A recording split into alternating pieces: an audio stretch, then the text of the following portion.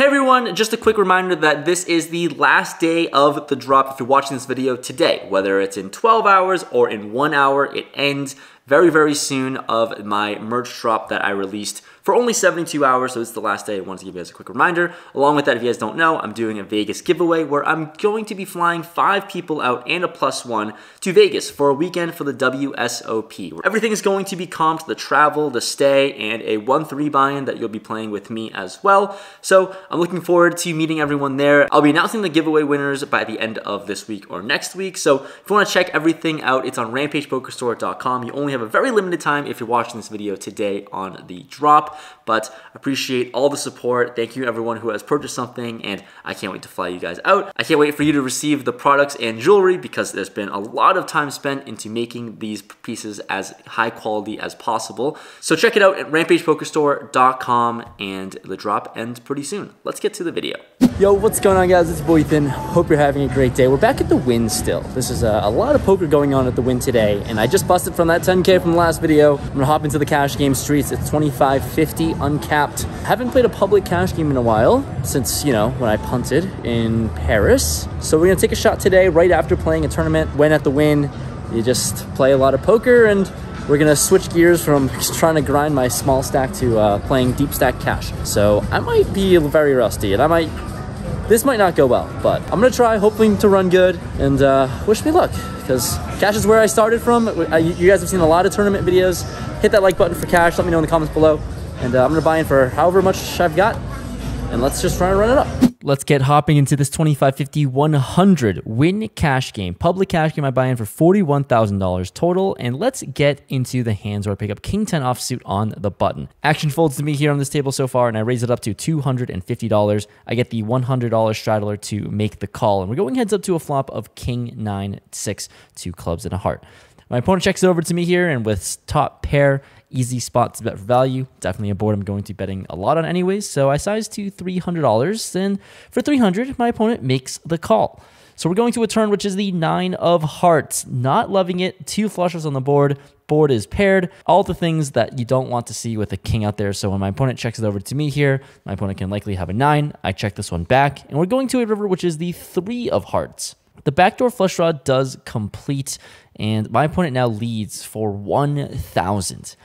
Basically, almost like a pot-sized bet. It's a large one, and I think with top pair, it is just way too exploitable to be folding a hand as good as this. So if my opponent has it, so be it. We're going to take an L off the rip. I call for 1,000, and he has 8-9 offsuits for turned trips.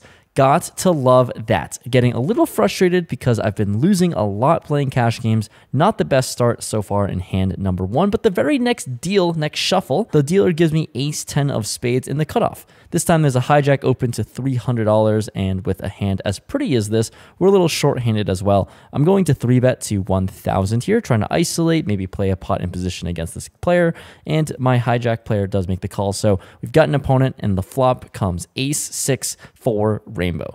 Pretty sick flop overall with top pair, and when my opponent checks it over to me, I actually decided to take an unorthodox route here. I have a pretty bad ace in my opinion, and obviously I wanted to be a little bit trickier and experiment with different lines and checking more, so I checked this one. Turn comes a queen though. And when my opponent checks it over to me here, certainly time to bet. And I'm going to be betting around half pot, a little bit larger here, and I size to $1,200. Certainly a lot of hands I can get value from. And for $1,200, he makes the call. So we've got a pot brewing, and the river is another queen. A little bit disastrous. Don't love this situation at all because obviously one of the hands that he could have called was holding a queen, and now it beats me. But when my opponent checks over to me, I still want to be a little greedy and bet for value, so I size to $2,500 here, and disaster. My opponent thinks it over and check raises to $6,500. Oh my goodness. I can't find many bluffs here in this spot as played. Like I said, I did get myself in a very tricky situation by checking on the flop, and here I get punished as the run out goes queen, queen, and he's repping that. So for $4,000 more to call, I mean, yeah, like I certainly could call, but it doesn't feel very comfortable. I'm only holding a bluff catcher, and I don't think there are many natural bluffs to be had on this board. So Yeah, I'm going to let this one go and fold because I hate my life in this spot. And 5 minutes into the session already, I am down $5,000. What a brutal idea to start playing cash games. All right, let's try to turn things around here because I pick up pocket kings in the big blind. So obviously a premium, very good hand to play. There's nothing unopened to $250. Action folds to me. I have a premium against early position open. So I'm going to size up here as we're playing a little bit deep stacked. I size up to 1,200 and my opponent ends up making the call for 950 more. So it seems like she's got a pretty good hand. We're off to a flop which comes ace-6-3 to spades.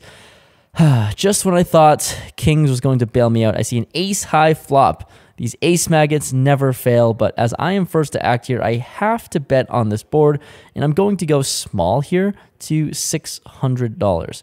With pocket kings and the spade draw out there, I definitely want some protection from any two cards that could beat me, and, you know, spade draws as well. So for 600, my opponent makes the call, so I'm not feeling amazing, but we're going to navigate a turn which comes another 6.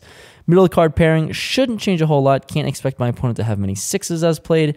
And I'm going to fire out again for value. Maybe betting a little too thin. But here we are. Got to experiment and try things out. I bet $900, hoping and praying to not see a raise. But this time, my opponent folds, and I get to win a pot for the first time today. Woo! Granted, look, guys, I'm not playing these hands particularly well, I don't think. A little rusty, and, you know, that's the whole point. Got to play some cash to shake off the rust.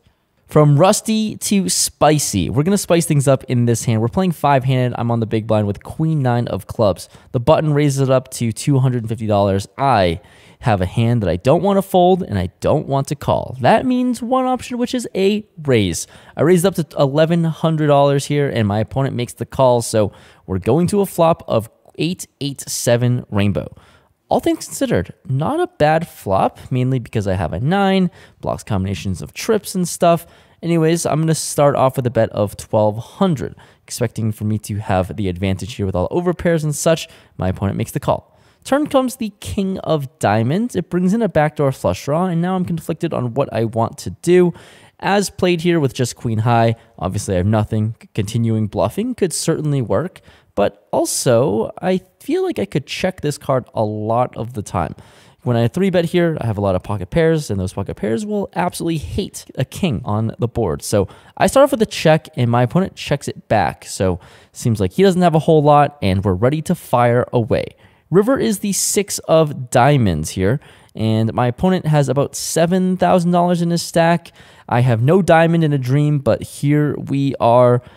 I think I'm going to go for it. I think I'm going to be a little stubborn. I would put hands like jacks, 10s, 9s, random pocket pairs in a pretty tough spot that don't have a king.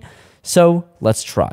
I jam and put them all in, and as played, I certainly could have other strong hands like, you know, 10-9 that's a straight, pocket kings, pocket aces. These hands are super strong, and like I said, I put these random pairs in a tough spot that he could have, or even if he has a 7, don't think he can call an overbet jam here, but my opponent goes into the tank for a while, praying please to just fold, because I would be buried if he made the call, and ultimately he ends up folding. Got to love that. We finally get a bluff through. Seems like the only way to win a pot these days is by also not having it when we go all in. Next hand after that, maybe fireworks can start off again. I have 10-8 of hearts on the big blind. There's a button raised to 300. I decide to call, and the straddler to my left makes the call. Going to a flop of 9-6-3, 2 hearts and a club. Action checks to the button player who c-bets $500. Here, I think it's an interesting decision point as we're multi-way. I have a gut shot straight draw. I have an overcard. I have backdoor flush draws. There's a lot of possibilities that I have going on with my hand here. And the cool thing about possibilities is to be ambitious. So what's more ambitious than check raising my opponent's c-bet? This time I check raised to 1,500, 3x the original raise and a bet amount here. And this is when things get a little tricky. Player to my left on the straddle, a good friend of mine, his name's Anthony. He tanks, then calls the $1,500. Oh God, this is a little bit dicey here. And when the button ends up folding, we're going heads up to a turn. Didn't expect my opponent to call here, expecting him to have a good hand. The turn is the deuce of clubs. So front door flush completes, 4-5 completes. lots of other stuff here. And ultimately, at the end of the day, I'm going to check because I think a flush completing card is going to be better for my opponent. But when my opponent actually ends up checking it back, then I'm going to assume I could bluff him off a hand now. When action goes check on this turn card here, river is the 5 of hearts. So now a straight draw also gets there. Obviously the flush is there, but I certainly could have 8-7 as played a lot of the time. And sitting with queen high with basically the worst hand I'll ever have in this spot, it's certainly not a good hand to have. I decided to blast out $1,800, a relatively small bet compared to the size of the pot, but this puts my opponent into an interesting situation. He doesn't snap call, and I'm praying for a fold, but he does move his hand towards his chips and ends up flicking it in with the 9-4 of hearts. My friend Anthony, what the hell, man? I guess he had a read, makes the call with top pair, and ends up scooping this one as I announce my 10 high. I guess, end of the day, the rule is don't bluff because they're just going to call you unless you're all in. I will say if I did go all in for like 20,000 effective here on this river, I think my opponent would have folded, but here we are. After this hand, unfortunately, the table ends up breaking, so it was a really, really short session playing cash games about just over an hour. And yeah, we're going to go off to the outro where I guess we find out what the damage is.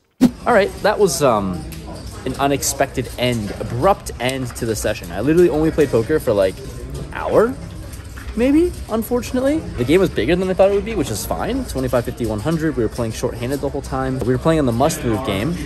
And unfortunately, the table broke because people had to move to the main game. And people didn't want to play like 3, 4-handed and stuff. So it broke. I played for literally an hour. Variance did not go my way. Bluffs didn't work. Value was shown by better value. I don't know. Not a whole lot of hands to be displayed here, unfortunately, in this video. But this was a quick way to lose a couple $1,000. The poker losses are starting to add up a little bit here. In the game for $45,000. Out of the game for $38,300.